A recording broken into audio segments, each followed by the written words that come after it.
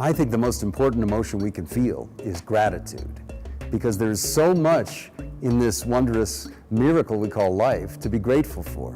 And if we are grateful for it, then we appreciate it. And if we appreciate it, we want to protect it.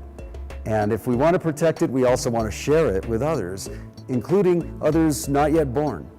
So it's a way of connecting ourselves across vast distances to things that really make our life possible, or make our life richer, or make our life meaningful. Think about it for a moment. In the real world here, when you turn on a water tap, that comes from somewhere. You may live in the innermost of a big city. You may be as far away from a ridge that's lined with forested hills and fresh running streams as possible. You can't even imagine it maybe.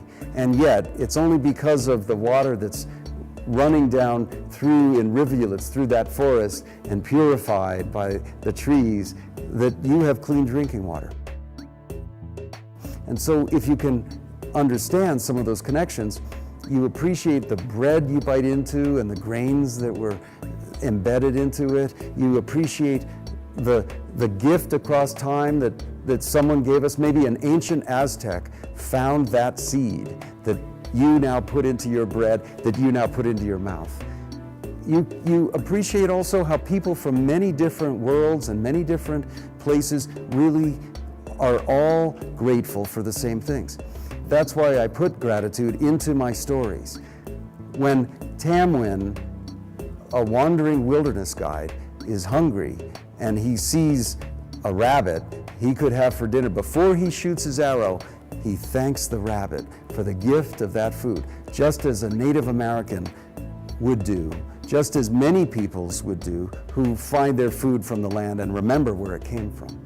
So Tamwin thanks the rabbit, and he thanks the great spirit of Dagda for that gift. Just in that same way, even when he takes a branch of a tree to make firewood, he thanks the tree for the gift of that limb, which allows him to warm his body and sleep through the night comfortably. He understands that this is a gift, that he is part of the land, just as he's part of the river, part of the sky, part of a distant people far away he may never see. They're still breathing the same air, they're still drinking the same water. They still rely on Mother Earth for sustenance. Think about it for a moment, how precious the world is. Do you know that the sun that hits our planet Earth 2 minutes before it hits us, hits the planet Venus? And Venus is so hot, you can boil lead on the surface. 2 minutes difference.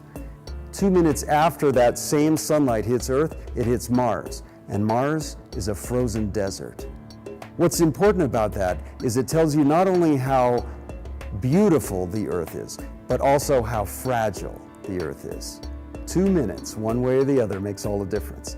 Just like our choices, they can make all the difference.